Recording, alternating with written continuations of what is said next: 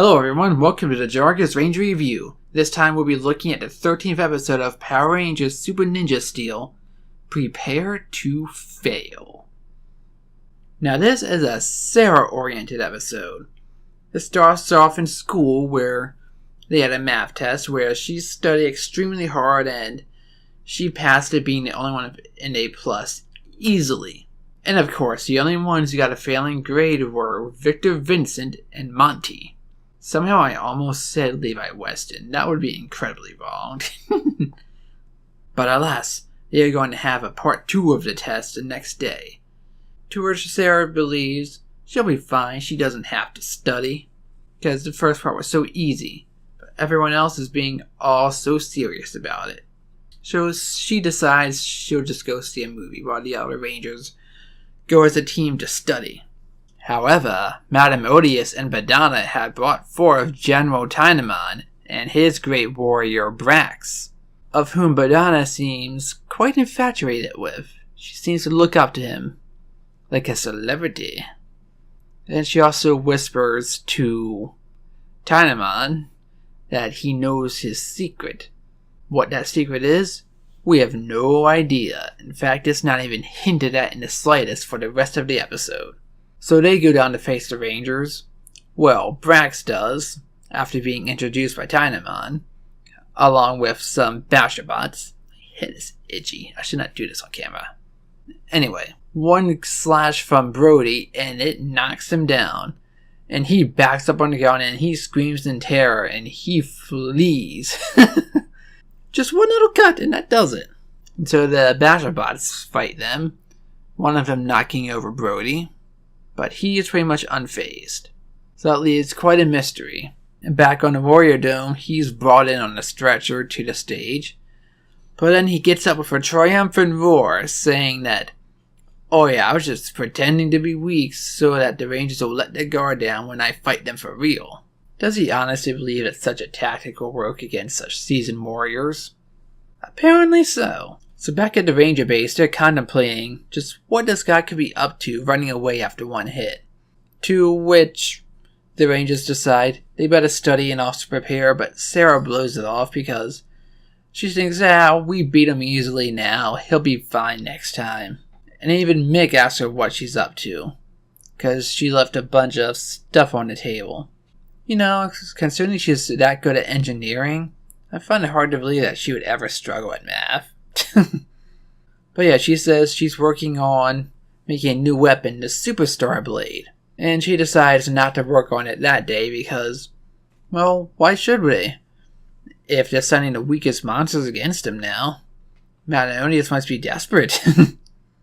Oh, how little you know, Pink Ranger. So the next day comes and Victor and Monty have their plan of eating a ton of beans and then farting through class to make it unbearable for anyone to complete the test. But apparently Mrs. Finch is very much aware of their schemes, because she came prepared with a bunch of gas masks for everybody. Except for 2 not quite cheaters, but they're stupid enough to try it. And so they can't stand the stench or their own behinds. They run out and crash through the door, shattering it to pieces. How did they do that? Oh, it's obviously special effects, that's how. But Finch tells them that they're gonna fix that door. And you can see Sarah is very worried. She is not ready for whatever this new test is. And of course, she gets a failing F grade on it. And just as she begins to rant how it's not fair to give her hard a test, Finch is right behind her. She says, well, did you study? No. Then it's your own fault. Because some tests are easy and some are harder, just like challenges in life. So you have to be prepared for whatever comes your way. And she says it very sternly. So she is not messing around there. Which is a very good life lesson. Because not everything will come easy. Now, before this can really sink in, Brax comes back. This time he is out on his own, pretending to be weak and scared of having to fight the Rangers. But they show up to fight him anyway. And this time he unleashes all of his attack power. And he's basically able to counter every move the Rangers do against him. so he defeats them easily. For which point, Sarah has to call her Zord to have them all retreat and regroup. And it's there that they realize inside the Ranger base that, yeah, we took it too easy this time, just like with the test. Well, Sarah realizes that more than anyone. So she reveals that she's making the Superstar Blade that can use the Lion Fire Star as well as everyone's Power Stars. So it's going to be one powerful blade once it's finished. So she and Mick start working on that, and the other Rangers start working on their attack strategy for when they fight again. So of course they come back and fight each other. Brax is still extremely powerful. He's able to match each of the Rangers' moves. But this time their attacks are more coordinated. Because as soon as they all attack him at once, a couple others hit him from behind for a side attack. And then the others are using their moves on him. One by one he keeps wheeling down by attacks he can't see coming because he's only focused on what's right in front of him. And he thinks that they're weakened enough already. I guess he hasn't learned the lesson that he's taking advantage of himself, is he? So Sarah uses all those stars in the new blade, and it doesn't look special, it just shines pink. She doesn't even get the Lion Fire armor for that. So yeah, she just slashes him up, and he gets defeated, and gigantified. And the Rangers decide to use both the Megazords right away. The Ninja Steel Megazord and the Blaze Zord. However, Badana is extremely worried about this guy, so she jumps onto the Galaxy Warrior stage and sends a bunch of Skull Gators down.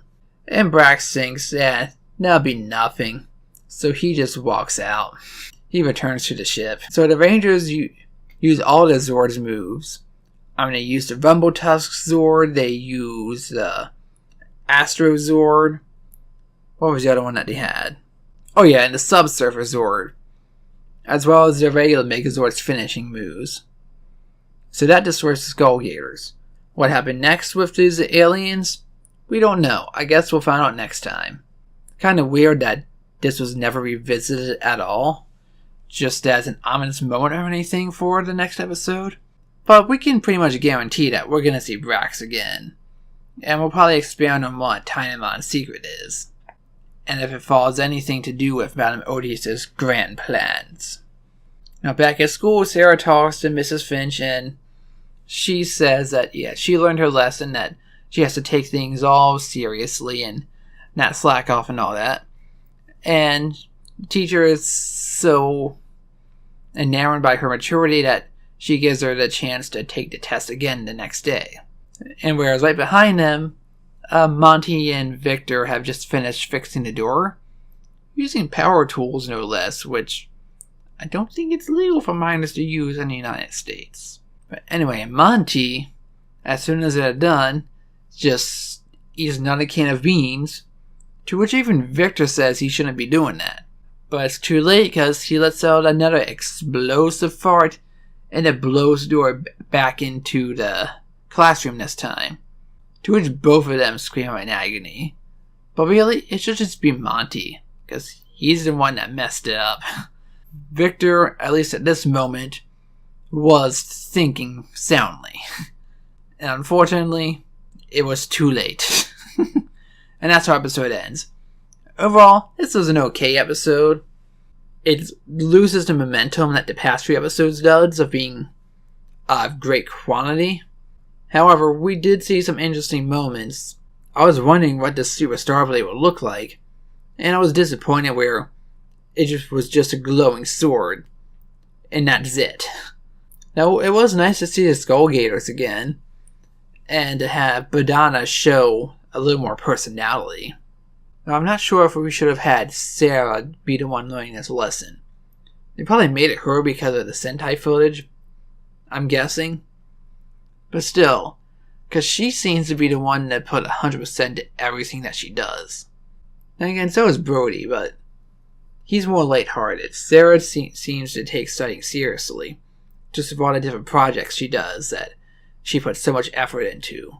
To see her slack off like this seems out of character for her. Preston, I could see that because he's tried taking shortcuts before, and so could Calvin. Even Levi, I could see this working for. But Sarah, I don't think was the right character to learn this lesson.